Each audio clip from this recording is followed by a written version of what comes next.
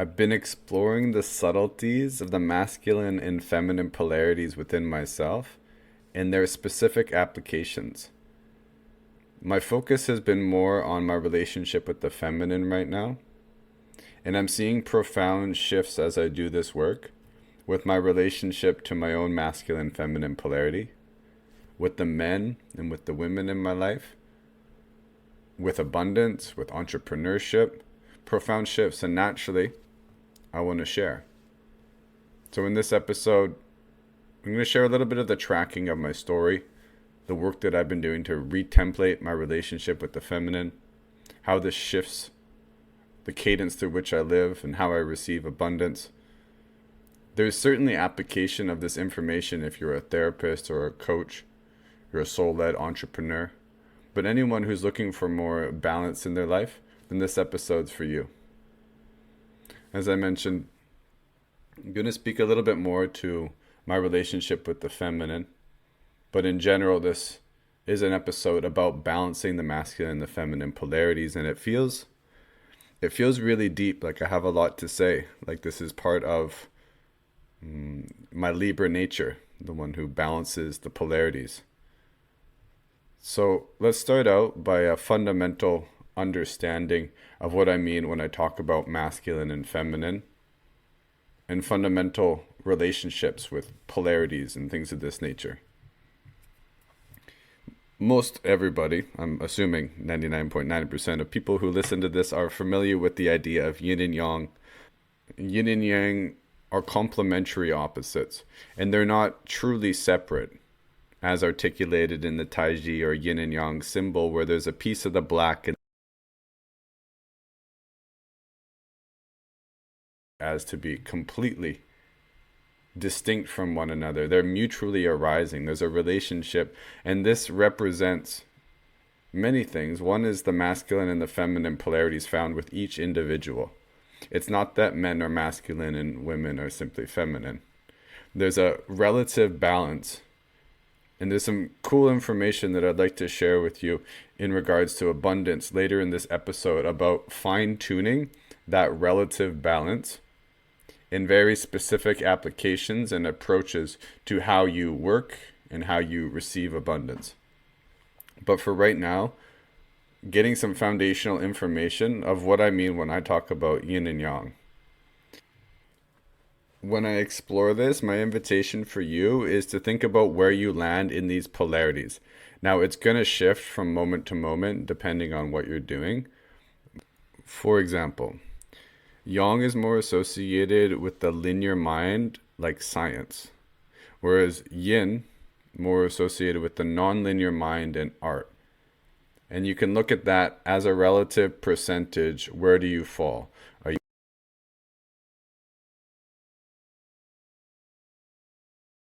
more artistic in nature? And there's some information that can be extracted from this. One is it's a reflection of how you spend your time. So you may be spending like 70% of your time doing scientific ventures because of your work. I mean, that's certainly an adventure. And you could be spending like 30% of time doing art. And then the further exploration here, and this is agree or not agree with, but I have this understanding that we have an energetic blueprint that represents our soul's mission. For example, some people come here to gift the world great art. So naturally, they'll have a tendency to be more on the artistic spectrum than the scientific spectrum. So with that, I would say most individuals have a set range. This varies from moment to moment, and there is fluidity in this for certain individuals more so than others. But a relative percentage, say some individuals, like a male, is 70% masculine in nature overall, and 30% feminine nature overall. And that man may have a job that requires him to be mostly in his yang energy. And then if he's both in that energetic design and living that way, we could say he's living in accordance with his energetic design.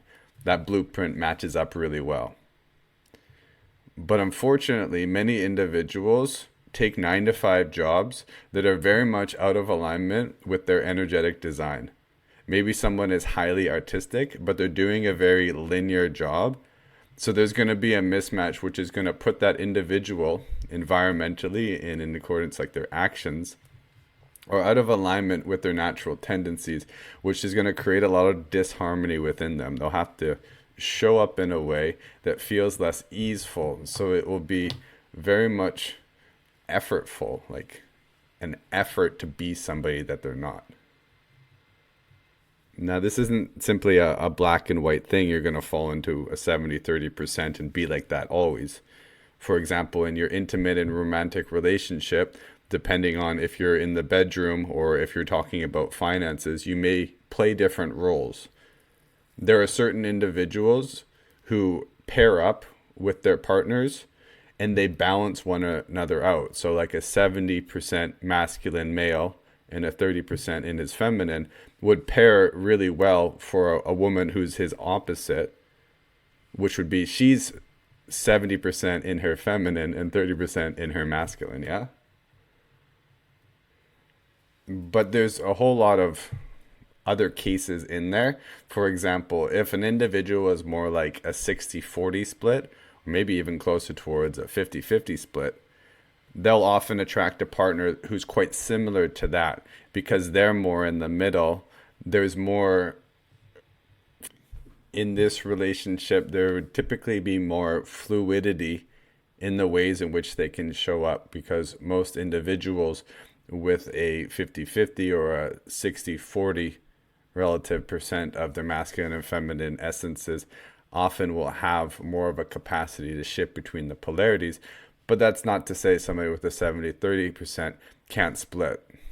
The whole nature of many yogic practices and other spiritual sciences is to find harmony within the masculine and feminine polarities, so we're not set in stone, like in a fatalistic way, in a certain energetic design, and yet we'll have a tendency due to our energetic blueprinting to be in our, let's say, zone of genius in a respective domain of energy and its specific application, as mentioned before. This is in regards to our soul's mission.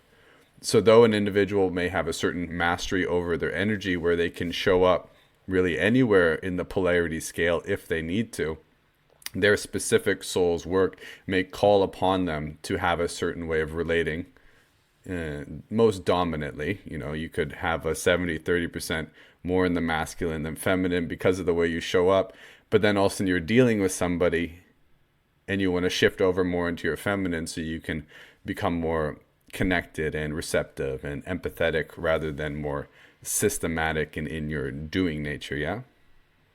So I will touch on this a little bit more, but I hope that's clear that men and women both have the masculine and the feminine polarity. And I'm offering that there's an energetic blueprinting for our soul's mission, which will put us in a spectrum. This can shift and each moment it's shifting. But there's a relative region of balance between your masculine and your feminine where you'll be in your, let's say, zone of genius. So as I go through the yin and yangs here, the exploration is, how am I showing up in my life?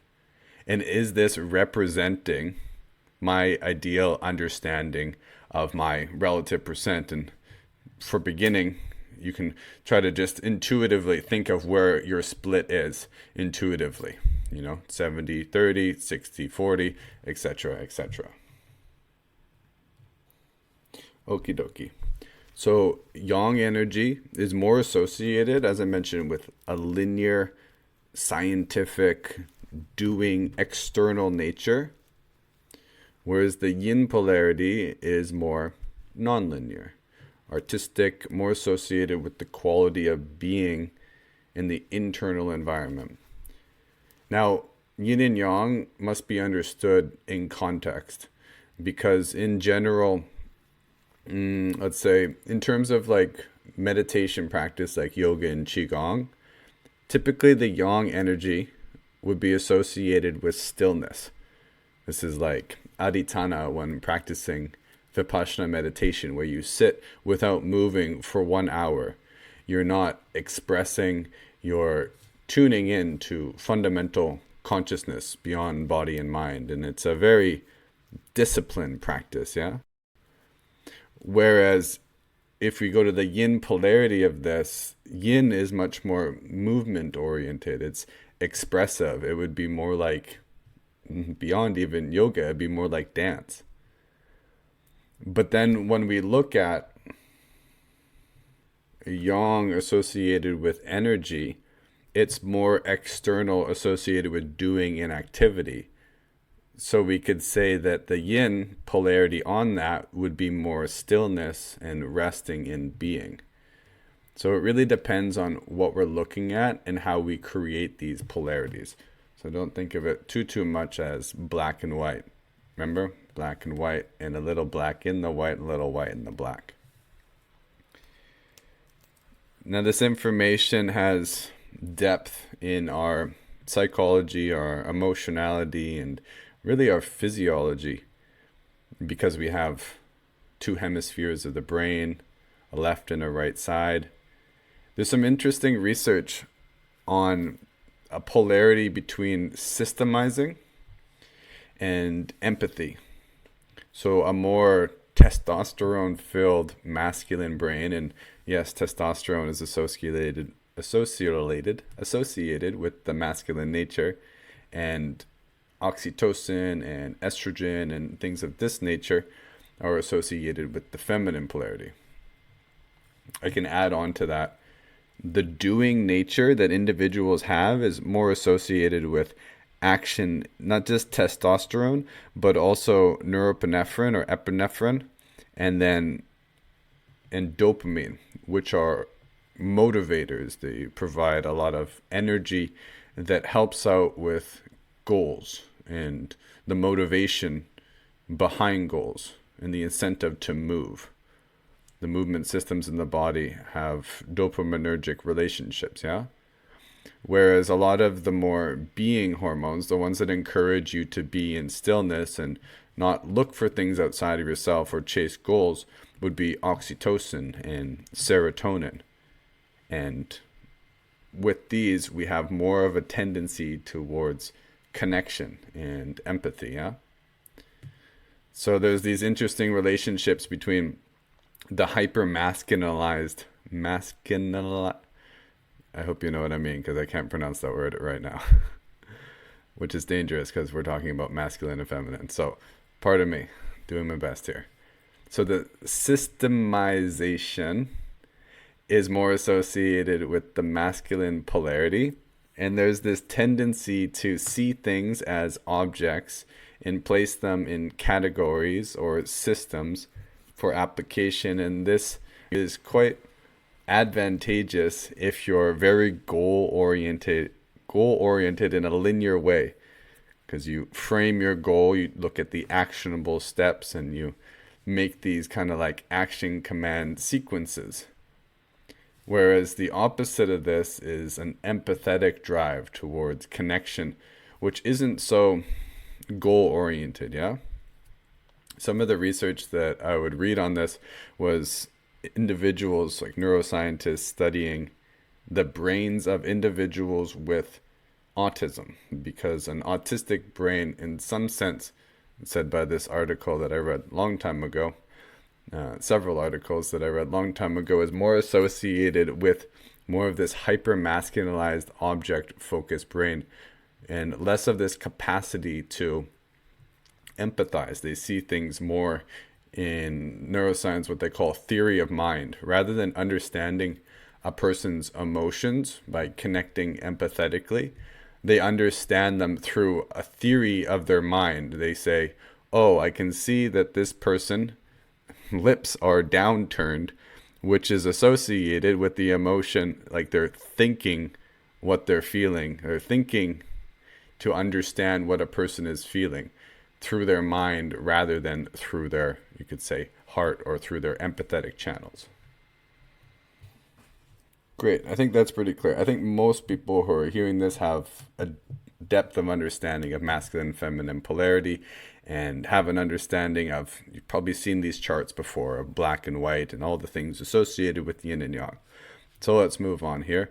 One last thing I will note in the masculine feminine polarity before getting into my own story here is that the majority, this is my generalization and opinion, the majority of people in the West, due to the fundamental values that guide our Western society as a whole, as a generalization, yeah, are more associated with yang energy rather than yin. More associated with activity, more scientific orientated than art, and you could even say religion. There was some caveats with that. There's more linearity, just the general city flow. Have you ever been to a place like Bali where the streets they're chaos, which is part of in a positive way, the feminine polarity, more chaos than order. There's people driving around everywhere. There's not like the linear, orderly way of street signs, and it's not made for productivity. It's more just intuitively it arose, and that's what it is.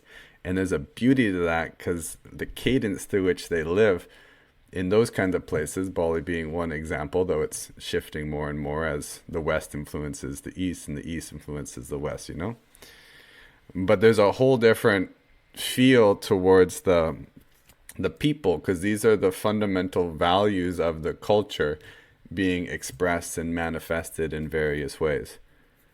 So the West, if you look at our history, the white Western Europeans who came over and settled in Canada, these were doers. Why? Because if you're more associated with being, you're not going to take a boat and drive your boat, sure, all the way over. And this is all action oriented. This is not somebody who's content with their location and fostering the hormones of connection. There's a different drive that's motivating that individual. And then the whole idea of the pursuit of happiness and how the West has evolved. Most people like to watch sports, which is all goal oriented and action rather than a very vibrant artistic scene. Yeah. So there's many other things that I could track and go deeper into this. Could do a whole beautiful episode. There's many great authors who have written in depth about this topic. But I just wanted to lay that groundwork because it'll be relevant for later when I share my story, and I don't want to sidetrack too far when I get there. Okay, without further ado, getting to my story, and I understand that this isn't psychotherapy. I'm not lying on a couch and you're not my therapist. Not what this is meant to be. Not going to share my whole story from childhood up until now. Just want to chart a few points that I would feel can bring this topic to life more, and to offer some examples of powerful practices that I've done that have helped me to shift. I'm going to start this about a year ago when I received a tarot card. And I joke that sometimes Creator is really blunt.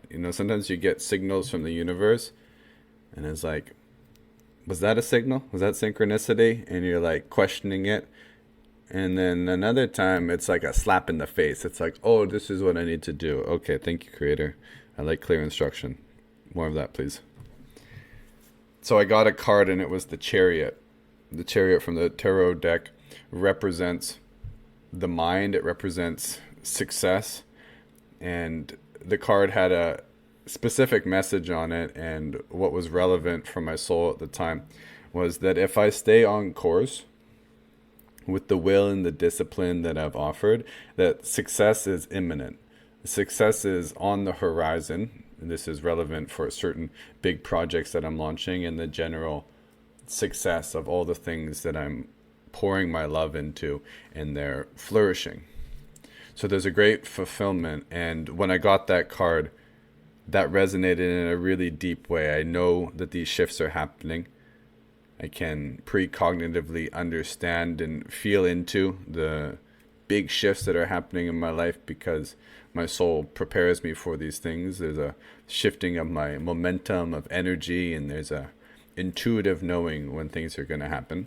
Sometimes, because I'm always flirting with the great mystery in life, always walking one breath and one step at a time without never knowing if truly this breath will be my last. So the chariot was a beautiful signal, and it gave me a sense of honoring the intuitions that I've had. And the card represented something powerful that was even more powerful when another individual came and offered me another card. Universe is like, here's a message. Listen to it.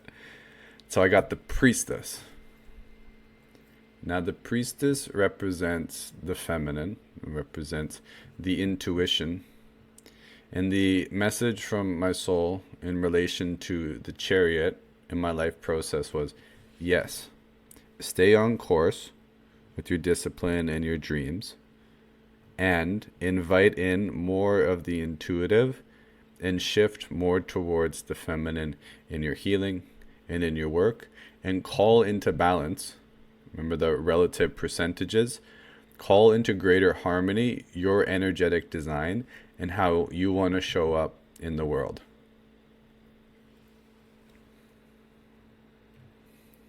And that landed really well because over the last few years, I've noticed a shadow aspect of my masculine beginning to overpower my feminine nature. The backstory that feels relevant to share there is that a number of years ago, I had a deep exploration with my feminine, me being an individual who is shifted more towards the masculine polarity. Won't give a percentage here and now, but I will later. Shifted more towards the masculine polarity, and that's how most of my life has evolved in the way that I've shown up in it as a generalization. A number of years ago, I'm talking like 10 years ago-ish, I shifted very deeply into my feminine polarity, and I explored art, a way of moving through life in a non-linear way. There was more emphasis on being and empathy and play and drawing and writing and acting and performing and nurturing myself, connecting with others, and self-care. And this lasted for some time, and as I received more information about my soul mission and became an entrepreneur, there was a steady decline. Not that it just completely disappeared, not that I wasn't honoring the yin, but especially when things got tough, I would fall into the more unconscious patterns that I developed for most of my life, which is when there's a challenge, my masculine goes to meet it. Like it wants to go to battle with it. It wants to put in effort. If there's not clients, I will work kind of action, because what am I going to do? Just take care of myself and have a bath if clients aren't coming in? This was a program in my mind that allowed me to feel safety. It was a control pattern.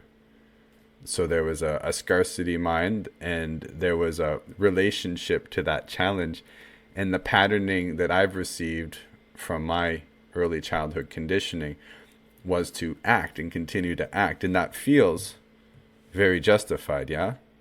It feels like if there's not bread on the table, as a metaphor or analogy, then go out and do something, and don't stop doing something until you get bread on the table, yeah? And I realized that this was not working, and I was burning myself out. And because, there's subtlety to this. When I say it's not working, doesn't mean that that's not very valid what I was sharing. But the subtlety is, where was I out of alignment with my design? And where was this masculine energy of doing fueled by the scarcity, so that the things that I were doing weren't from my higher mind and guidance? I wasn't listening, which is an aspect of the feminine, right? Receptivity to connect with my soul's intuition to guide me towards the actions that are in alignment that would eventually lead towards the fulfillment of what I was desiring there. It was coming from a place of scarcity, and that's what I was putting out, and that's what I was receiving, more and more scarcity. So this is where we get into the subtleties of the masculine and the feminine. This is the real yoga. This is the real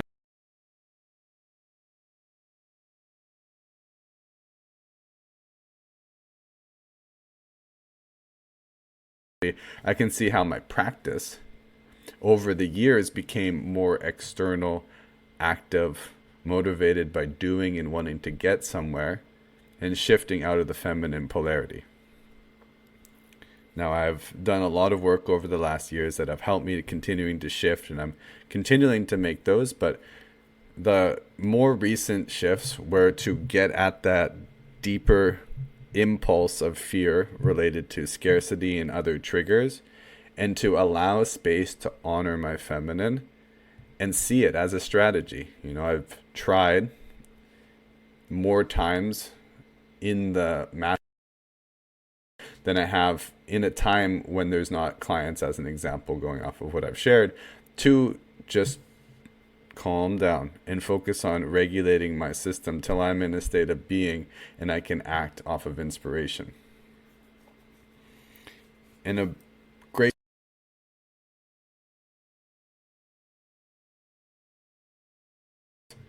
and this was it's about a 2-week ceremony, given the setup, the 4 days of dancing without food or water, in a beautiful and constant state of prayer.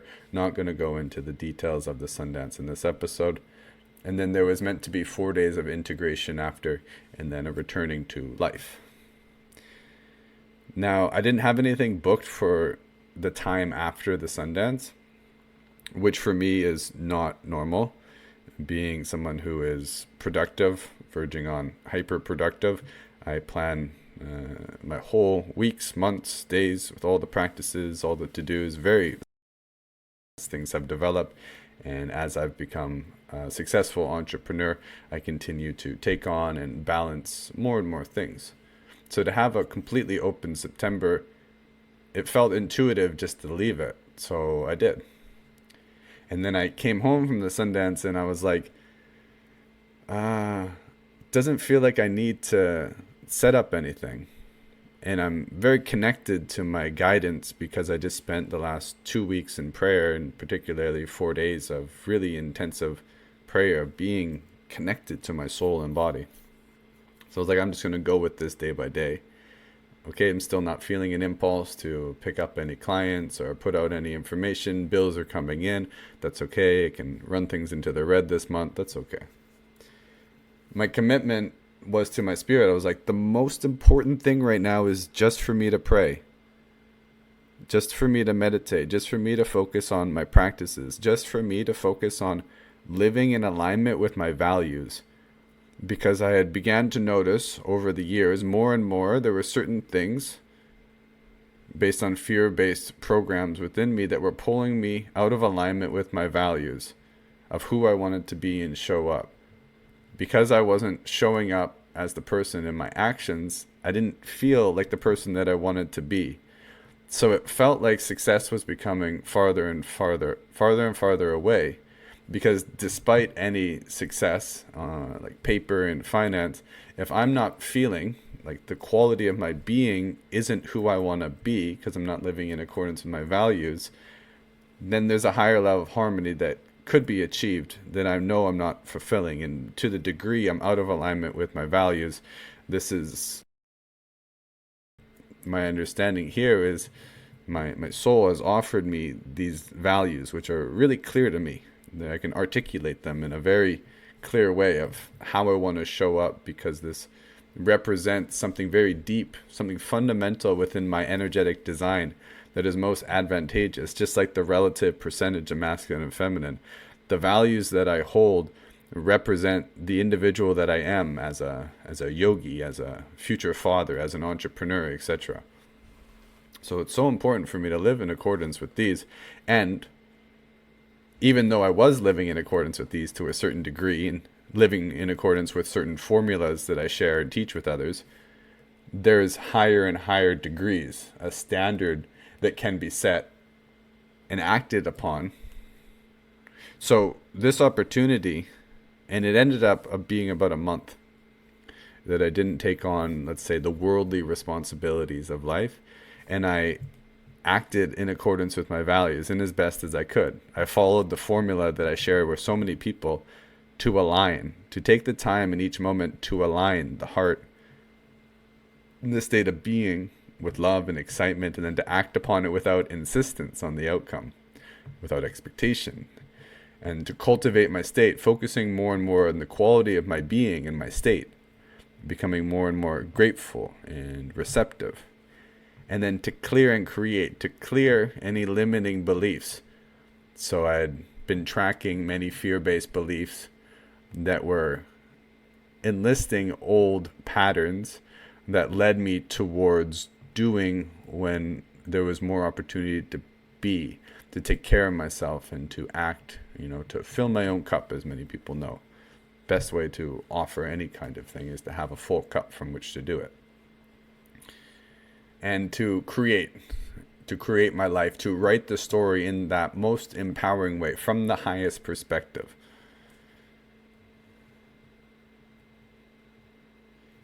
And this was me at first. I'm riding my chariot, just as the tarot card that I received, driving so hard towards the goal. And part of that process, the benefit of the fear and the scarcity and what it drove me to do was to push out so many other pieces that I haven't spoken about here that are out of alignment with my path, to get really one pointed on the highest goals.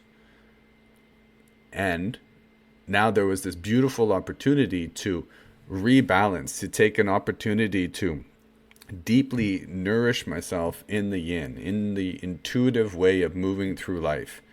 And I had done this periodically at various retreats, going down to Peru. These were all great explorations in this. But there was something special about this one because I had done it in my home. Many of the other ones, I had nourished the yin on retreat or in Peru, in places where the container was much different. I had built so many patterns and routines of doing in my home that it became a house of productivity. When I was in my house, I was streamlined towards my goals, and I would neglect to really nourish myself in what was available in life, the beauty of life, the tantra of life, the moment-to-moment breath and devotion, and the lovership that I have with the divine, the interface of my masculine intercoursing with the feminine that is all around, the feminine nature of reality, its beauty, Mother Earth herself. I had begun to neglect the earth and my relationship to it. Of course, I'm saying this as if it's a polarity and, I was just going down a dark path. And that's just not true. There was lots of growth towards my relationship with the earth. But this is how it works with tracking patterns and then growth. When we go to another level of embodiment and understanding, we can see how the old level seemed like it was nothing. Like there's so many times in my life where I'll take a deep breath and it feels like that's the first deep breath I've ever taken. There's a revitalization, and it's not that I wasn't breathing deep before, it's just there's all new capacity for me to take in life force now. So this pole shift offered me an opportunity to course correct the relative balance of masculine and feminine and the very cadence through which I approach my life. And I did really good to sing and to connect with expressing my emotions and to pray and to have more opportunities for self-care. And there was a natural calling back in of worldly responsibilities and taking on the weight of responsibility. And it is a weight. It is an energy to manage. And at first that was overwhelming, to take a month off out of the blue and then to bring it all back in and not have a plan for the next few months. And then within like a week, I got the whole next 3 months of my life downloaded and planned to me, all the weekends and the projects, and really the next 6 months, because I'm taking a big trip down to Peru next year for about 3 months. So things immediately came through, and then there was something different though. There was something different in my capacity to move through life with that cadence, with the new values that had been instilled because it can take some time. And a month is a good amount of time to repeat daily actions and have them integrated into the habits. And now I get to walk through life with this. Now I want to share a little bit about the work that I did to, you could say, re-template with the feminine, or to shift the fundamental psychology word, schema. So the associations with regard to a specific thing. So you can think of a retemplating or a schema shifting as there's like a wellspring of information and association to any given topic that we've accumulated in this life and in past lives. We can just focus on this life for today. Let's keep it simple. As one of my teachers says, KISS, keep it simple, stupid. Or keep it silly, simple is another more affectionate way of saying that one that I learned. And when we do a retemplating, there has to be an understanding of what's in the storehouse of information on that given topic. So as an example, you have a template of dogs. From your first experience with a dog that built in a relative relationship between you and the dog, your idea of dog, and then every encounter or interaction with your memory of dogs has contributed to this storehouse. Whether or not you like dogs, whether you had positive experiences, what dogs have taught you about love, what they teach you about yourself, etc. So this is going on, and these are our more subconscious inclinations. So to the degree we're not conscious about the things that we're doing, we're not offering the energy it takes to focus on something in a very intentful, conscious way, the tendency will be to default back into our subconscious pattern. And the conscious mind is so limited relative to the subconscious mind, which is vast. For the most part, we operate on these heuristics, these simplified subconscious underpinnings of our relationship with these objects and ideas to help us to navigate the world, because it would just take so much energy to continue to see things as if for the first time, in some sense, yeah? So when we want to go through the storehouse of information in regards to any thing that we have templated, there's a lot of work that can be done. We're shining a light in the subconscious, right? The darker parts of our mind, which we don't usually have access to.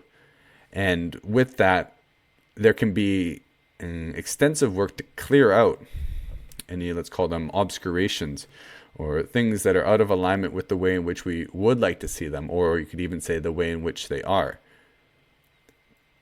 And then there's a retemplating, there's a setting of the standard to which we would like to uphold that idea, or a new definition or framing of it. And then there can be some work there, because sometimes we can clear out an old stockhouse of information, the mental grooves in our mind, and it effectively does clear out. We can extinguish old patterns quite quickly and then upgrade or download or reinstate or instate, however you want to articulate this, this new way of relating to the object or idea.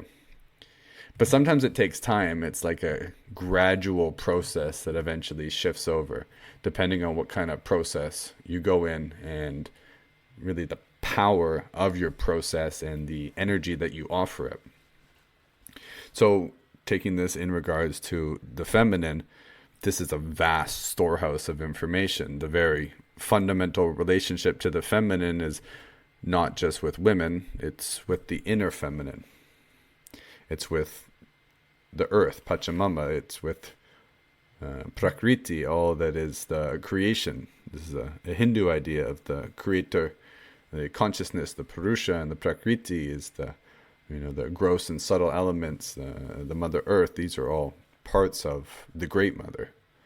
Madre Tierra, Tierra, Tierra, Tierra, Tierra, Tierra, Tierra.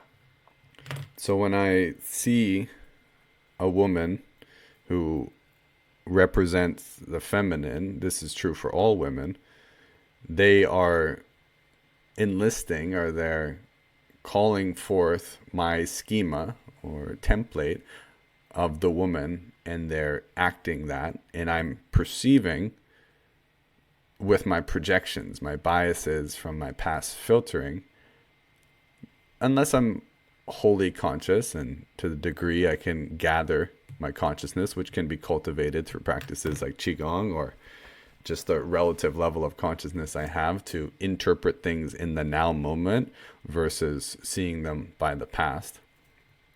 But there's this relationship between the feminine and women.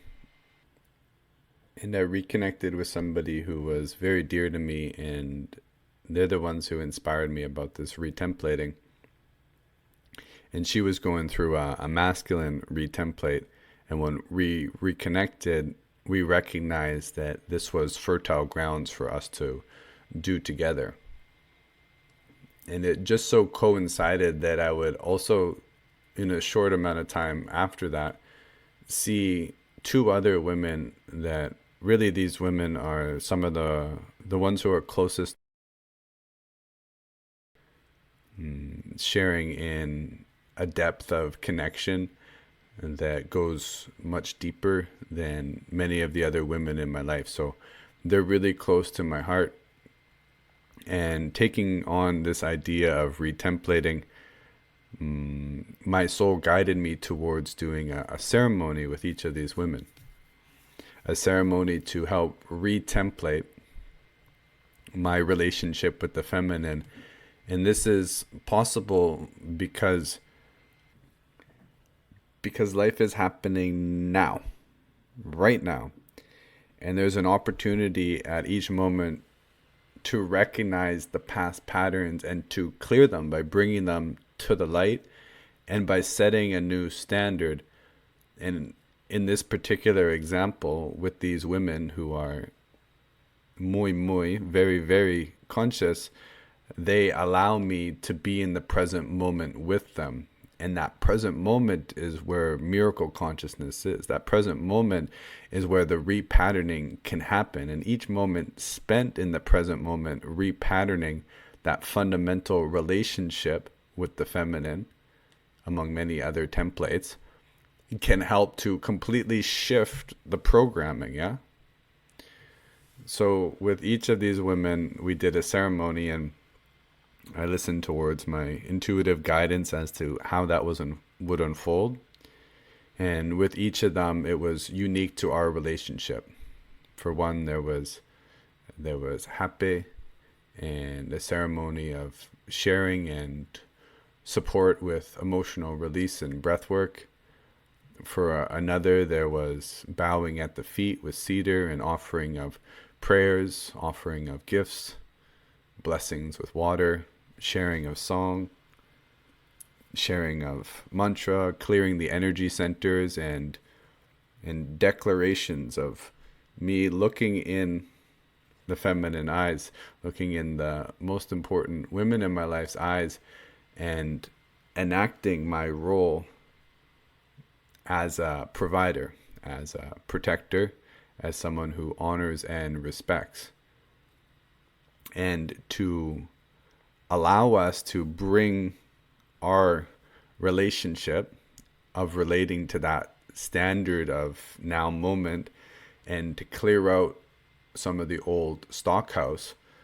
Our shadows were revealed, or at least some of them that were on the surface, to be cleared.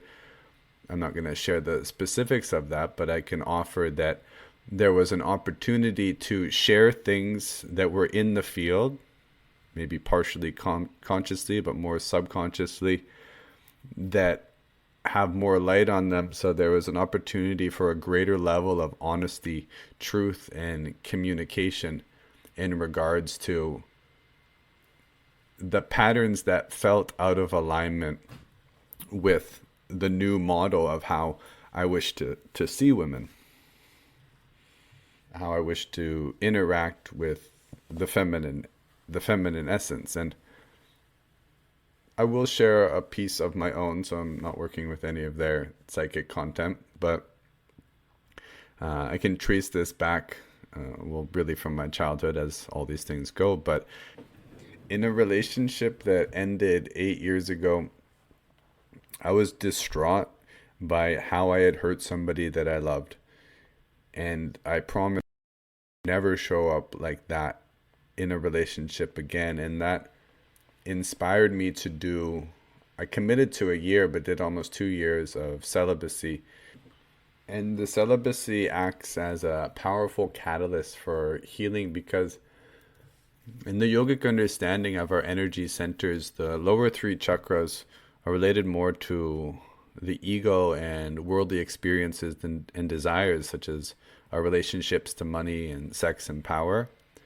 Whereas the heart's the bridge, and the uppermost chakras are more related to the subtler qualities of life, the truth and consciousness and the soul. So most of our work has to do with these lower centers and the purification of them. So the releasing of the maladaptive or stress patterns that are in the lower centers and our fundamental relationships to things like sex and money and selfishness and power and guilt and shame. And there's a storehouse of information that's from our lifetime here, and I'll venture to say previous lifetimes. So there's a lot of inner work to be done, and this is all contributing to our fundamental templates and schemas of how we relate to everybody. And in this example with the feminine, I had recognized a lot of patterns that were fueled by a sense of incompleteness. And these led me towards a selfish desire to be in power or to objectify or use women for sexuality and my own pleasure rather than a more harmonious way of loving. So the celibacy offers an opportunity to begin to interact in the world without sexual energy being a dominant force. And when I say celibacy, I'm talking about not partaking in sexual acts, but not masturbating or thinking about sex. And this is for men, it can be a really challenging thing for one, but it's profound how much of a shift it is. I can speak best to my own experience instead of generalizing for all men, and I don't know their experience, but the ones that I have talked to, and I know many people who've done similar work, to all of a sudden take that energy off the table. Like the chakras they're like this. It's like we make decisions in life, and each chakra in some sense represents a decision in our energy. So if you're in the first chakra, most of your decisions are related to your own security and safety. This often has to do with your connection to earth, tribe, and money. If you're in your second center, most of your decision making is for you and pleasure, creativity at a lower level, your one-on-one relationships. As you go into the third center, it's more about your ego and your confidence and your, the power that you have in the world, your success, you. As you get to the fourth chakra, it's about we and making decisions from a place of from love. So no longer the I, it's more in the we. And then later it's more towards the all. As you go into the fifth and sixth center, we have higher levels of creativity and communication of truth. And then as you go into the uppermost center, it's all about God and the absolute. So the yogic idea is to balance all of our chakras, with the uppermost chakra being the most important. It's the organizing principle of motivation, and it's the organizer of all the lower three. So in their modeling, it's not like the lower three chakras are bad.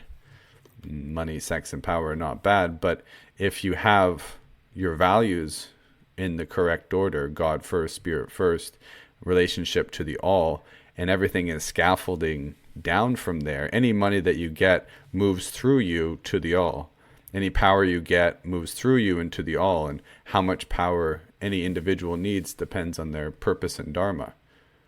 You can live a fulfilled spiritual life and be a renunciate with not much money or power, let alone really any.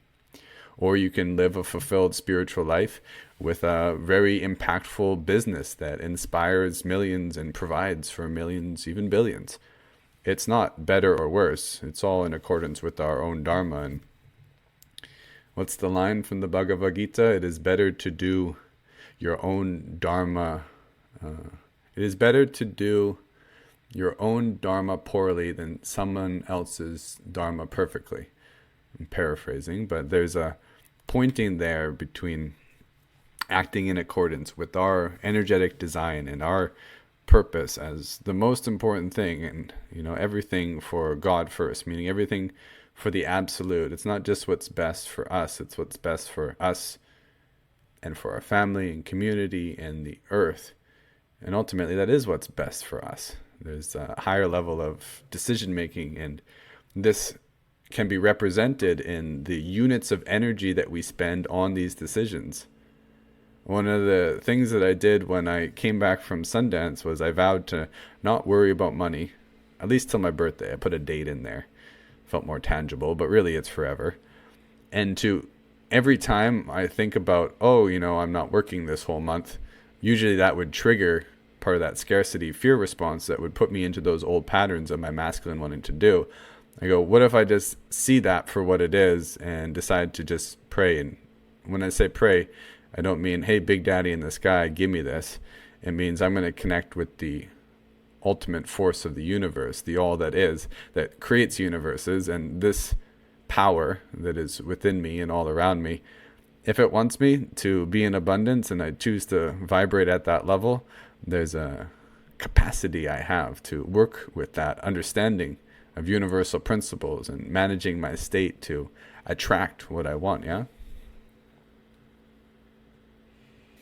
So anyways, not to take us too far off from where we were. So I'm looking in the eyes of these women and I'm committing myself like vows of how I will show up for the feminine, and that's going to look different for every, as a case-by-case basis.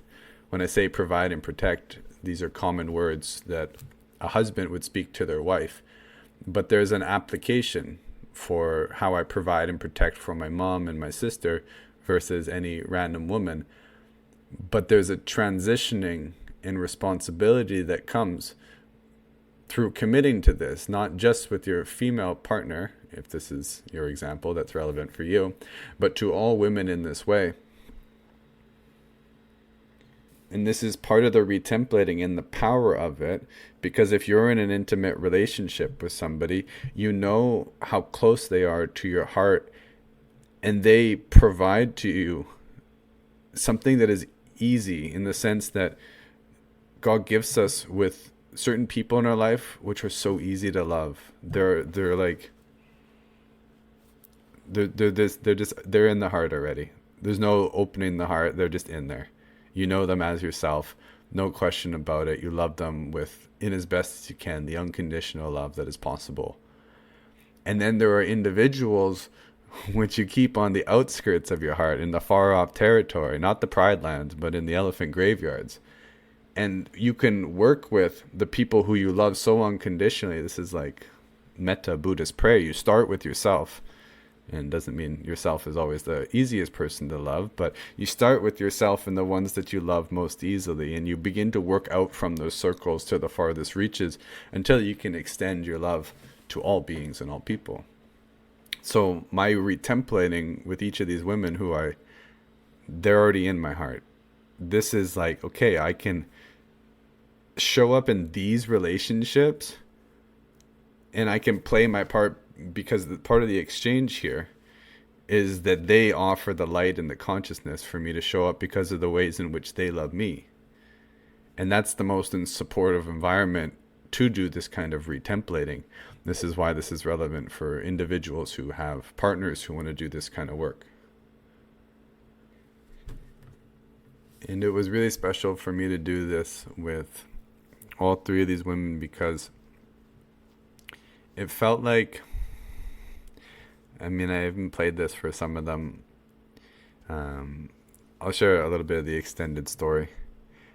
When I was in high school, there was a car accident among some of the other high schoolers, And the driver survived, but multiple people in the car died, and he had to live with this remorse.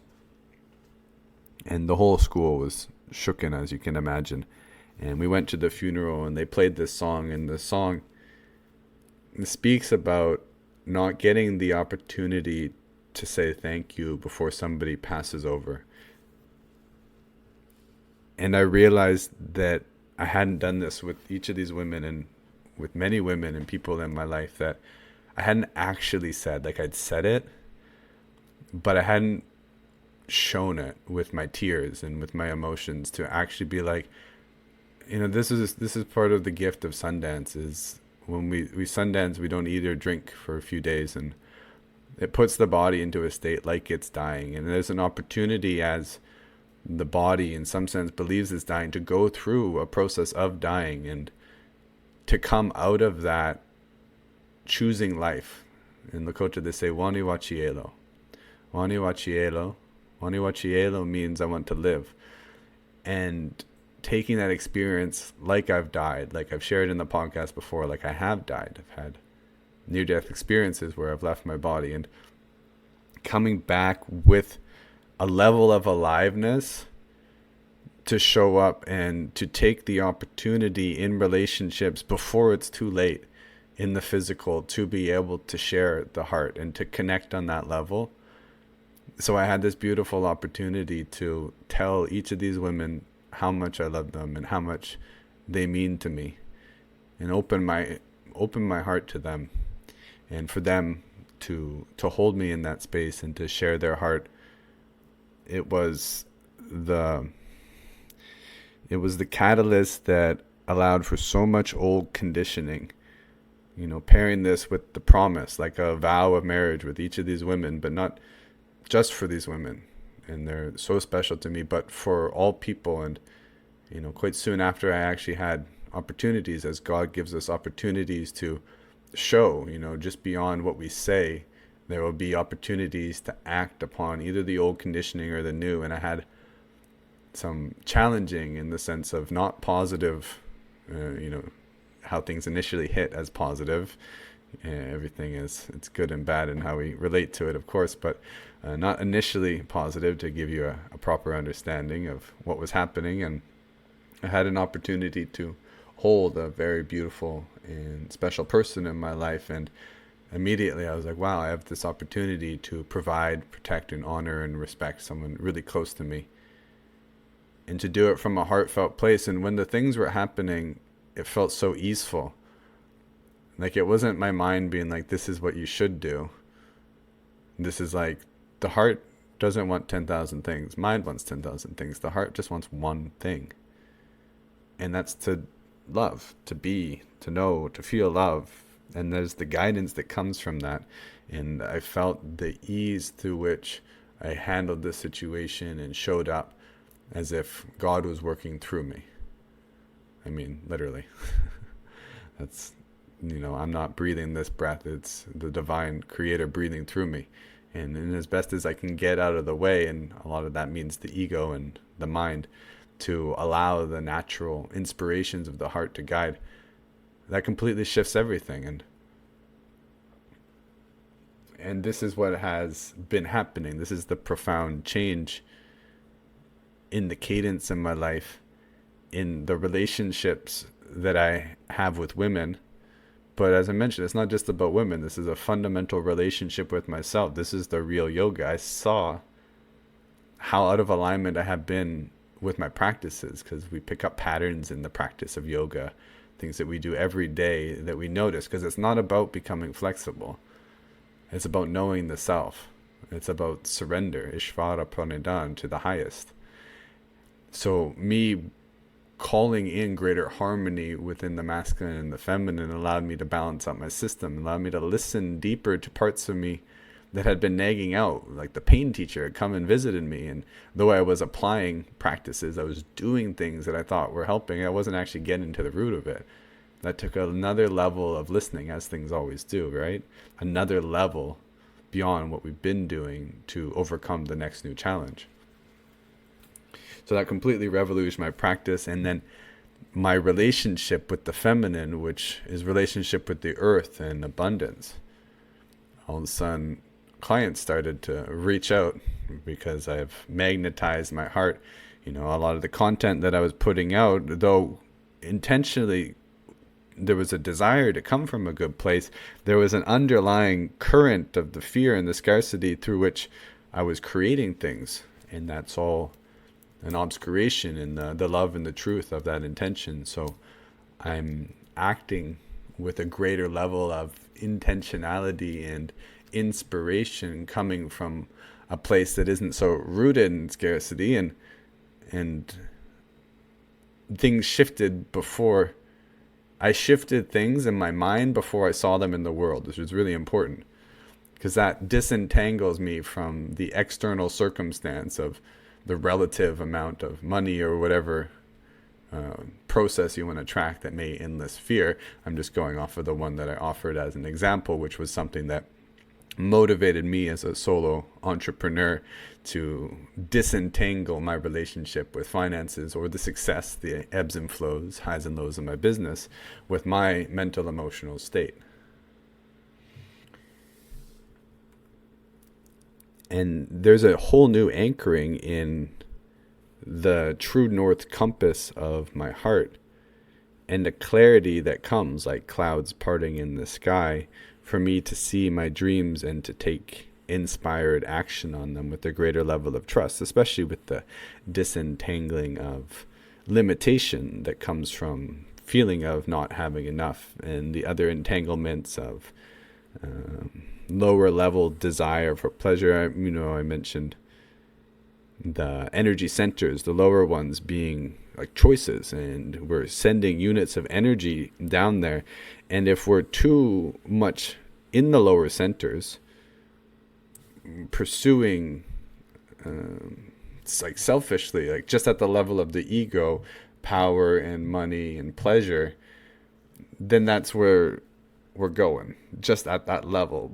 But if there's an anchoring of spirituality, of the soul and the purpose and an organization, there can still be a incredible amount of energy being spent in the lower energy centers, but coming from the energy of source. I mean, that's the ultimate source of energy.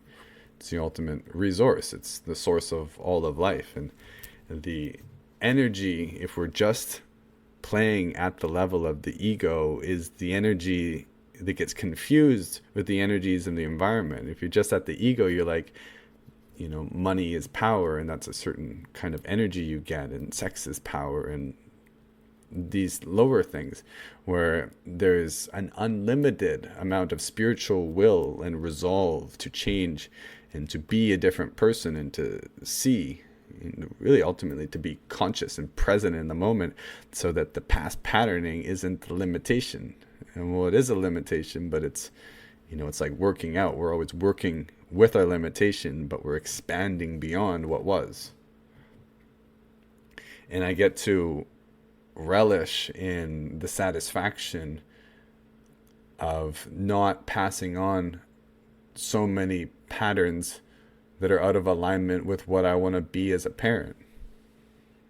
If you've been following my channel for a while, you know that I have frequent visions and a felt sense of a spirit baby who's a little daughter. So this is part of my why I want to shift.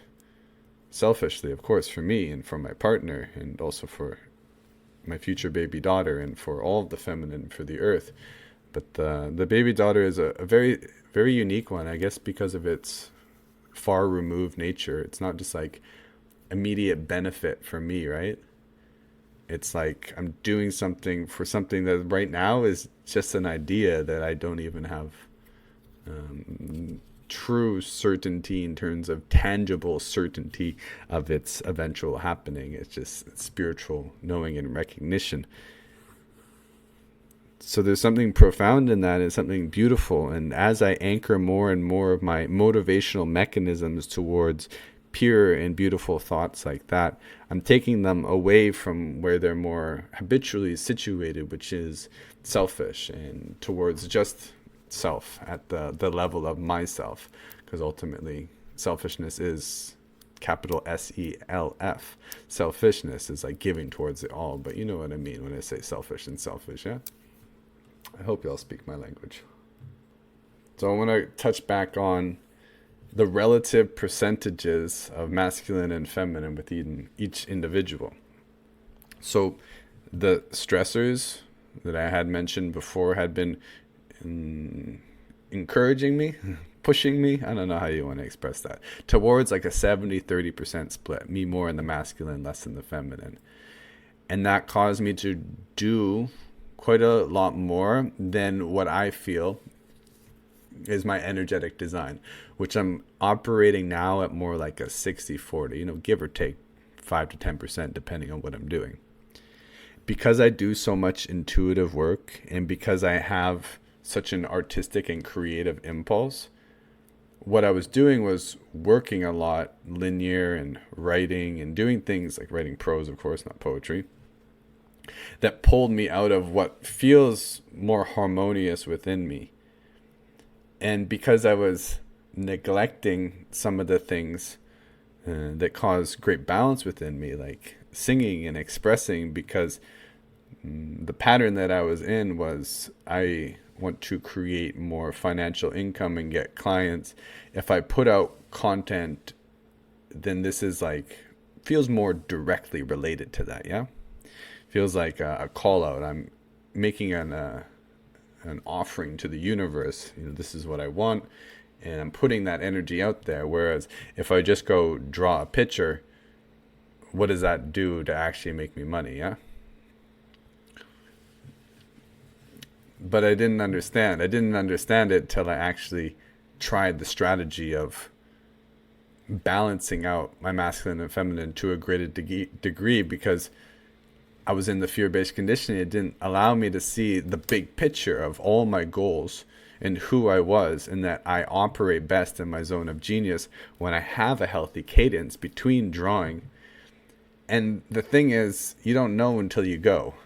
Because as I start drawing more, I begin to activate my clairvoyance more, which opens up my psychic eye, which allows me to be more attuned to the messages of my soul and who to reach out to and when, with precision, rather than cold emailing or something that doesn't feel nourishing energetically for me and is not preferable.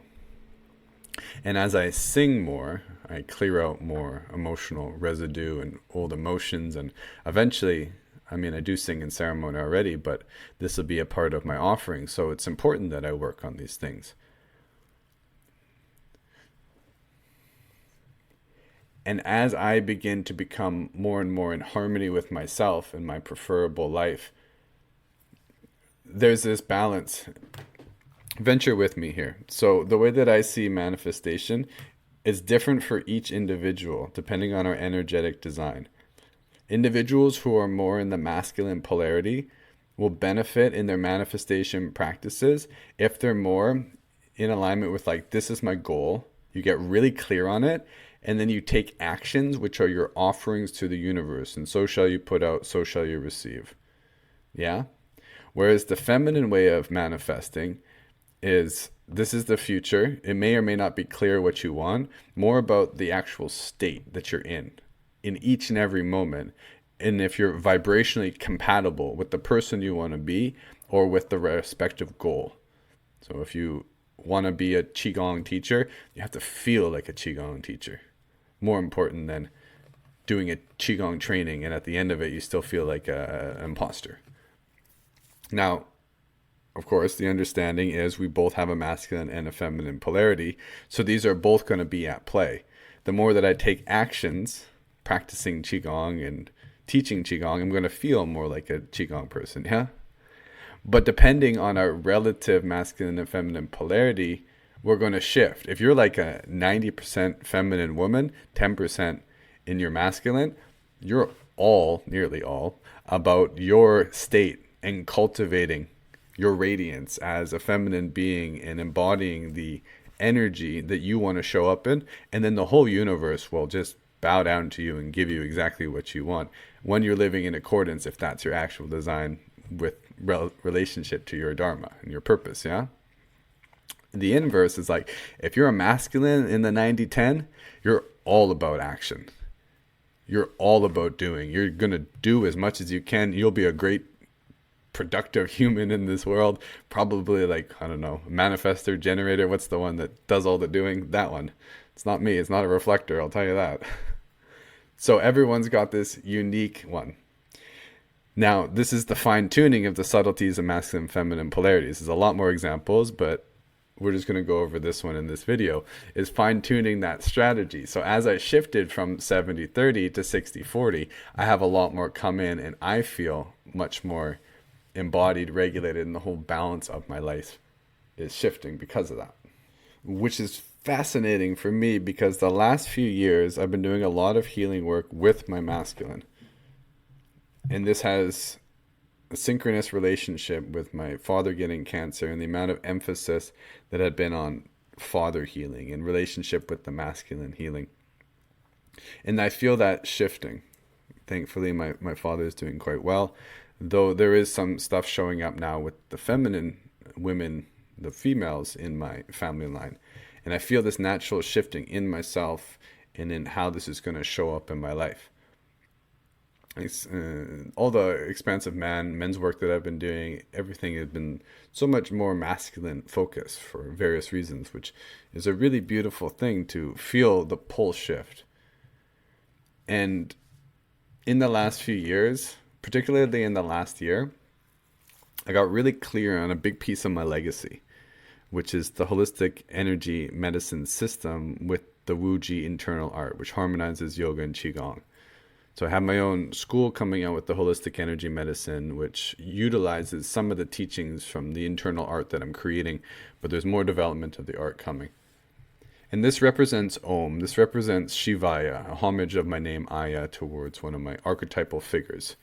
Shivaya being the Adi Yogi, the creator of yoga, both the lord of yoga and dance. An individual who has a form, I believe this is Shankara, the manifestation of him being a perfected yogi, going off and meditating in the forest. And then he has the more family man, his wife being Parvati. This is an archetypal energy that I like to align with. So this is like a scaffolding, and I've been working with the Shiva energy for some time and focusing more of my practices and my offerings as being internal arts based, meaning that it's like traditional spirituality as taught by Buddhism and you could say Taoism and yoga practices and Qigong, wherein you don't take plant medicines. It's not so much about shamanism, communing with earth and sky. It's about going inside and working with breath and the subtler notes of prana and chi for self-realization, to know yourself as spirit, as pure consciousness. And in that process, you go beyond your body and your mind, which is prakriti. You go to purusha, pure consciousness, and not the manifest forms and the elements of this more gross reality, they would say. And this represents much of my energy and my spirituality. And now there's been this pull shift towards Aya Om, ayahuasca, towards the feminine and shamanic relationship of my spiritual path, which I sometimes term soulality. Spirituality being what I just articulated. You go beyond body and mind to know yourself as pure consciousness. But in some sense, the opposite polarity, and as we know from yin and yang, complementary opposites, not really the opposite, is to go into the body and the mind, understanding spirit through the expression of the limited, through the ego, through communing with nature, through plant medicines, through community and song and dance and healing. It's like one's going towards the light and one's going towards the shadow, the darkness, what needs to be healed. Two paths seemingly opposite, and traditionally a lot of shamanistic cultures don't speak about enlightenment. They go into healing, and they're more about harmony with the cycles and the seasons rather than spirituality, which is often about transcending the whole world as it is, becoming a renunciate perhaps, or to go beyond body and mind. So there's many ways in which these are opposite practices as they've been traditionally taught. And truly, in my understanding, in the tantric view, is that they're the same. And part of my work, my business, and my spiritual name being Aya Om, represents harmony between these two paths. And for the last few years, as I mentioned, I've been walking more the spiritual path in what I share and what I practice, though I have had the feminine path in my own art, and as well as the psychedelic and plant medicine work that I've been doing. So the pole is shifting towards the feminine, so I'm putting more energy into the plant medicine now, because much of my legacy and the clarity that I have in my school is like streamlined. The chariot's already doing that. It's now time to integrate and acknowledge my desire to also walk in the realm of plant medicine and the ceremonial aspects of my legacy.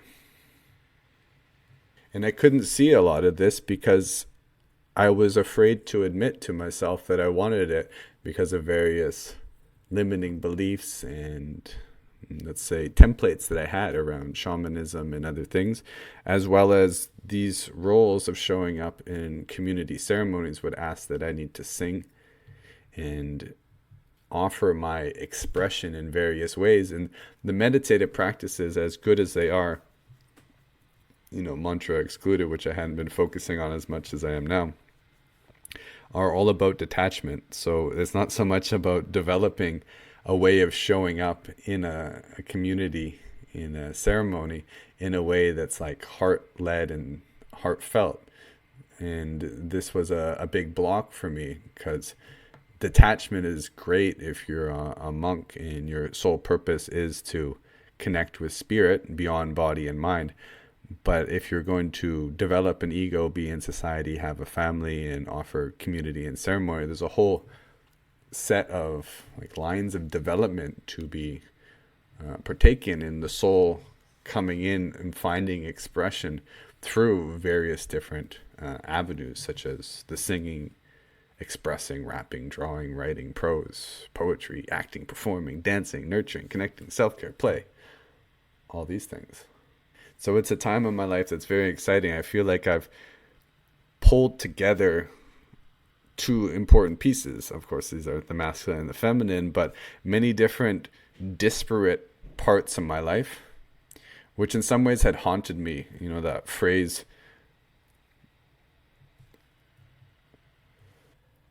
jack of all trades, but a master of none. And then I learned the full saying was jack of all trades, a master of none, but sometimes better than a master of just one. And my journey has been very much about this. It's like many people, and this is respective to their dharma and purpose that probably works for them very well, is choose one thing or find a lineage, find a domain, and spend all of your energy there. And it doesn't respect the non-linear, more tantric path of use all ways, go and do all things, follow your excitement, and don't have insistence on what you have. And I pursued singing and drawing and writing and acting and qigong and martial arts and yoga and all these different things, when it's like if I spent all that time on one thing, I could probably be at a very high level. And I'm coming to the point now in my life where everything's weaving together. I'm creating a workbook for my holistic energy medicine school, and I'm doing the drawings in it. And I didn't think singing was going to be a big part of my path, and it is. I didn't think plant medicines could be integrated into the spiritual process of yoga and meditation, but there's a way in which they can harmonize. So there's a great acknowledgement of following all these inspirations. And though I didn't see how everything was weaving together in a beautiful way, now I see how every piece of this disparate puzzle is coming together at least at this level of weaving. And in the future these will continue to happen, but now that I'm more aware of the pattern, I can trust that walking off the path is not to get lost, but it's just another exploration. And it's like the idea in the Kabbalistic understanding that we don't have desires that are of us truly. All desire is from God. And of course you can derange this teaching, but the idea is then it's meant to be. It's a holy desire, so pursue it. And as you pursue desire, underneath it all is your unquenchable desire for God. And I mean, that's my reconciliation of, trying many things. Ultimately, my highest path is self-realization, to know God through all things. So in that way, yes, it is a linear path, but it's going to take form in a very non-linear way. And it's part of my unique purpose and teachings. Part of my legacy is to take many different systems and to do what I did with Aya Om, to harmonize yoga and Qigong, to harmonize plant medicines and Qigong, and to offer that. And, this isn't needed by everyone. Not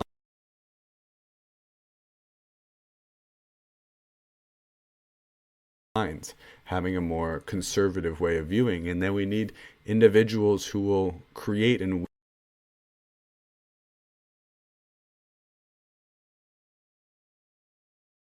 role. And the more that we can come into harmony with our unique energetic design, and we have to